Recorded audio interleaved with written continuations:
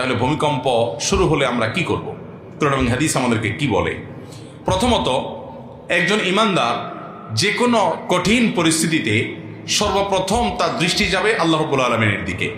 তিনি সব কিছুর আগে আল্লাহকে স্মরণ করবেন, আল্লাহর দিকে তার মনোযোগ চলে যাবে। তিনি জিকির করবেন, আল্লাহ তাআলার স্মরণ করবেন এবং আল্লাহর কাছে দোয়া শুরু করবেন, তওবা করবেন, ইস্তেগফার করবেন, রোনাজারি করবেন, আল্লাহর কাছে পানা চাইবেন, কারণ এটাই হলো তার রক্ষার প্রধান এবং মূল জায়গা। এজন্য ঈমানদার সেই কাজটি করবেন।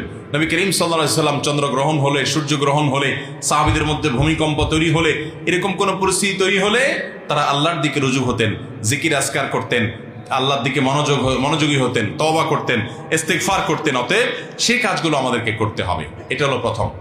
দ্বিতীয়ত, এরকম পরিস্থিতিতে সতর্কতামূলক ব্যবস্থা হিসাবে আমরা অবশ্যই বিশেষজ্ঞরা যে পরামর্শ দিয়ে থাকেন সেই পরামর্শগুলো অনুযায়ী আমরা আমল করব। নিজেকে নিরাপদ জায়গায় নিয়ে যাব। যদি বের হওয়ার সুযোগ থাকে ভবন থেকে বের হয়ে নিরাপদ জায়গায় চলে যাব। যদি ভবন থেকে বের হওয়ার রিস্কি হয় বা সে সুযোগ না থাকে, তাহলে অন্তত ওই যে বিমের আশেপাশে থাকা অথবা আপনার শক্ত কোনো খাট, চৌকি, টেবিল এগুলোর নিচে অবস্থা